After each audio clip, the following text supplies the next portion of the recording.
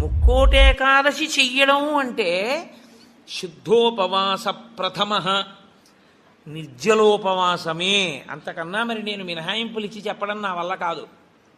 కానీ శాస్త్రం ఒక్కరి విషయంలో మినహాయింపు ఇచ్చింది. శరీర కష్టం చేసుకుని బ్రతికేవాణ్ణి మాత్రం ఉపవాసం చెయ్యమని నిర్బంధించవద్దు. వాడు పడిపోతాడు స్పృహ తప్పి, నీళ్ళు తాగకపోతే. కానీ అవకాశం ఉన్నవాళ్ళు మాత్రం తప్పకుండా చెయ్యవలసినదే, అంతకన్నా మార్గము లేదు. కాబట్టి శుద్ధోపవాస ప్రథమ నిర్జలోపవాసమే చెయ్యాలి. యథార్థమునకు మంచినీటి చుక్క కూడా ఇక ఏకాదశి తిథి నాడు పుచ్చుకోకూడదు. ద్వాదశి వచ్చింది, ఇక నువ్వు ఉపవాసం ఉండకూడదు. ద్వాదశి తిథి యందు ఉండగా, తిథి యందు పరివ్యాప్తమై ఉండగా నువ్వు ఉపవసించి ఉండకూడదు. మళ్ళీ వ్యతిరేక ఫలితం వస్తుంది. ద్వాదశి తిథి ప్రవేశించేసింది, ఇక నువ్వు పాలన చేసేయాలంతే. ఎలా పాలన చేయాలో తెలుసా అండి? ద్వాదశి తిథి ప్రవేశించేటప్పటికి నువ్వు పరిశేచనం చేసేయాలంతే. ద్వాదశి ఉదయం 6:30కు వచ్చిందనుకోండి, మీరు 6:30 లోపల మీ భార్య గారు మీరు సంధ్యావందనం అనుష్ఠానం పూర్తి చేసే లోపల ఆవిడ మహానైవేద్యం సిద్ధం చేసి తీసుకొచ్చి ఇచ్చేయాలి. మీరు నైవేద్యం పెట్టేసి ఆ రోజు 6:30కి భోజనం చేసేయాలి. నాకు సహించదండి అనకూడదు, చేసేయడమే. ఏకాదశి వ్రతమునందు ద్వాదశి కలిసిపోయి ఉంటుంది. నేను చెప్పింది అబద్ధమైతే అంబరీషోపాఖ్యానం అబద్ధమే, అంబరీషోపాఖ్యానం అబద్ధమైతే వ్యాసుడే అబద్ధం. కాబట్టి నేను చెప్పింది నిజం. ఏకాదశి వ్రతం అంటే అంతే, అలాగే చేస్తారు. ఇలా కాని చెయ్యగలిగితే ముక్కోటేకాదశి నాడు నీకు నేను 3 కోట్ల ఏకాదశులు చేసిన ఫలితాన్ని నీ ఖాతాలో వేసేస్తాను. ఎందుకో తెలుసా? 1 శరీరమును క్లేశపెట్టావు, 2 మనసును ఏకాగ్రతతో నిలబెట్టావు. కాబట్టి ఏం చేయాలంటే మార్చి మార్చి మార్చి మార్చి మార్చి మార్చి భగవత్కథ యందు కూర్చోవాలి. మరి ఇక దేనికి లేవాలి? శరీర శోధన చేయడానికి, మూత్ర విసర్జన చేయడానికి లోపలికి వెళ్ళిన నీళ్లు లేవు, మల విసర్జన చేయడానికి లోపల వేసిన పదార్థం లేదు, ఇంకెందుకు లేవడం? కాబట్టి లేవక్కర్లేదు. కాబట్టి ఏకాదశి రాగానే కూర్చుంటే ద్వాదశి వచ్చాక లే. అయితే అప్పుడు అందులో ఏముంది? జాగరణ కూడా ఉందా? ఉందా లేదా?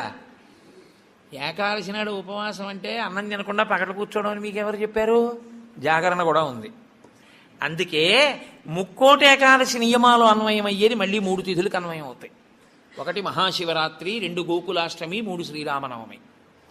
ముక్కోటి ఏకాదశి నాడు ఏ నియమాలు పాటిస్తారో అవే నియమాలు ఆ 3 తిథుల్లో పాటించాలి. ఈ 3 తిథులలో కూడా మీరు రాత్రి నిద్రపోకూడదు, పగల ఏమీ తినకూడదు. అందుకే చూడండి, మహాశివరాత్రి నాడు నేను పరిచయం చేయడానికి మీకు ఆ తిథి బాగుంటుంది. మహాశివరాత్రి అంటే జాగరణతో కూడిన ఉపవాసమే. అందుకని నిద్రపోయి ఉపవాసం చేసేస్తానంటే అప్పుడు ముందు రోజు ఏ ఇంజక్షన్ చేయించేసి పడుకోవచ్చు. 12 గంటల తర్వాత తెలివచ్చే ఇంజక్షన్ ఒకటి. అలా కుదరదు. మీరు నిద్ర కూడా విసర్జించాలి. ఎందుకో తెలుసా అండి? నిద్ర విసర్జించడంలో చాలా పెద్ద క్లేశం ఉంటుంది. 1 తినలేదు, 2 తాగలేదు. ఒక స్థితికి వచ్చేటప్పటికీ నిస్త్రాణ కొంచెం వస్తుంది. వచ్చి ఫోన్లే అలా పడుకుంటే బాగుండు, కాస్త ఉత్తరీయం వేసుకుని అనిపిస్తుంది. అలా పడుకోకూడదు. అందున దీక్షితుడు అందుకే ఎప్పుడు పడితే అప్పుడు, ఎక్కడ పడితే అక్కడ నిద్రపోకూడదు. అలాగా మీరు పగలు రాత్రి కూడా ఏకాదశి తిథి ఉన్నంతసేపు, అంటే ఏకాదశి ఎప్పుడు మొదలైందో అప్పుడు ఒక రాత్రికి కూడా పరివ్యాప్తం అవుతుంది. ఆ రాత్రి ఆ పగలు మీరు జాగరణ యందు ఉపవాసమునందు ఉండాలి. అంటే మారుస్తూ ఉండాలి. ఒకటే చేస్తున్నారనుకోండి, మనసు ఏమవుతుందంటే దాన్ని విడిచిపెట్టి ఇంకో చోటుకి వెడుతుంది. అందుకే ఏకాదశి చేసేటప్పుడు ఏం చేస్తారంటే సంఘంగా చేస్తారు. సాధారణంగా ఏకాదశి తిథిని ఒక్కడే చేయడం కొంచెం కష్టం. ఒక సంఘంగా అనుకుని ఏం చేస్తారంటే, ఏదో ఏకాదశి ప్రవేశించేటప్పటికి సంధ్యావందనం చేసుకుని ఇంట్లో కులదేవతార్చన చేసుకుని అందరూ కలిసి ఓ దేవాలయానికి చేరుకుంటారు. అందరూ కలిసి ఈశ్వరునికి సత్యనారాయణ వ్రతం చేస్తారు. అందరూ కలిసి విష్ణు సహస్రనామ స్తోత్ర పారాయణం చేస్తారు. అందరూ కలిసి త్యాగరాజస్వామి సంగీత విభావరి వింటారు. అందరూ కలిసి భజన చేస్తారు. అందరూ ఎవరో లేచి నాట్యం చేస్తారు, మిగిలిన వాళ్ళు చూస్తుంటారు. మారుస్తారు. మార్చి మార్చి మార్చి మార్చి భగవత్ శబ్దమునందే లీనమైపోతారు. ఏది చేస్తున్నా ఈశ్వర నామం పడుతుంటుంది. ద్వాదశి నాడు అన్నం తింటుంటే ఏది విన్నా గోవింద గోవింద అని అవే వినపడుతుంటాయి. ఇంకా ఏదో వెంకటాచలంలో 10 రోజులు ఉండొచ్చిన వాడికి ఎక్కడ చూసినా గోవిందా అని వినపడినట్టు ఇంకా అస్తమానం గోవిందా అని వినపడుతుంటుంది.